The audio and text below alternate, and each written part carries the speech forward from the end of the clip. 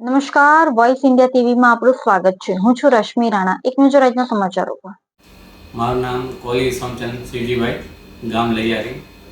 હાલમાં દર વર્ષની જેમ અમારું ડેમ લગભગ 20 થી 25 વર્ષનું અગાઉનું છે.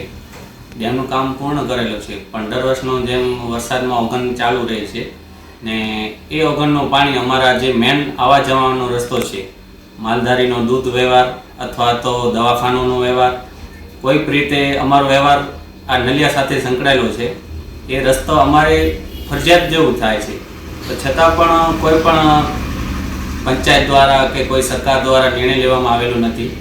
ને દર વર્ષની જેમ અમે 5 જણા કે 8 જણા ઓફિસે જઈએ, કલેક્ટર ઓફિસે કે કોઈ પણ ઓફિસે જઈએ તો કહી દે છે કે મંજૂર થઈ ગયો છે, બનાવવામાં આવશે. વરસાદ પાછળ દર વર્ષની જેમ આવી રીતે જ વર્તાવ કરવામાં આવે છે.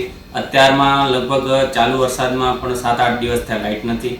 અમે વારી ઘડી લાઇટ ઓફિસે કોલ કરીએ છીએ કે ભાઈ તમારો થઈ જશે, 2 દિવસમાં આવી જશે, કાલે આવી જશે, 1 કલાકમાં આવી જશે. વારી ઘડી આવી જ વાતો કરવામાં આવે છે. મહેરબાની કરીને કોઈ પણ રીતે આ સરકાર નિર્ણય લે. અમારા રસ્તાનો આવવા જવાનો દૂધનો વ્યવહાર વધારે છે, તો 400 થી 500 લીટર જેવું માલધારી ડેલીનો દૂધનો વ્યવહાર થાય છે. એ ખરાબ થાય છે તો 25 થી 30 હજારનું નુકસાન થાય છે માલધારીઓને. પણ મહેરબાની કરીને કોઈ પણ રીતે નિર્ણય લેવામાં આવે. તમારે શું માંગ છે? પુલિયો બને? હા, અમારી માંગ એવી છે કે અહીંયા જે પાપડીનો વારે ઘડી માટી નાખી, પથ્થર નાખી, જે પથ્થર ત્યાં જ પડેલા છે એ મશીનથી મોકલાવીને નાખી જાય છે માટી, બરોબર.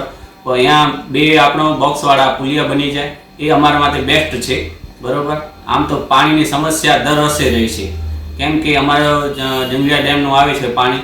હાલમાં તો વરસાદમાં ઠીક છે, પણ અગાઉ અમે 6 મહિના સુધી ત્યાં ડેમનો પાણી, ખારો પાણી પીતા હતા, બરોબર. મહેરબાની કરીને વારી ઘડી સરકાર પાસે અરજ છે કે આ રસ્તાનો વધારે પડતો નિર્ણય લેવામાં આવે. અમારું દરેક ગામમાં રોડ રસ્તા બને છે.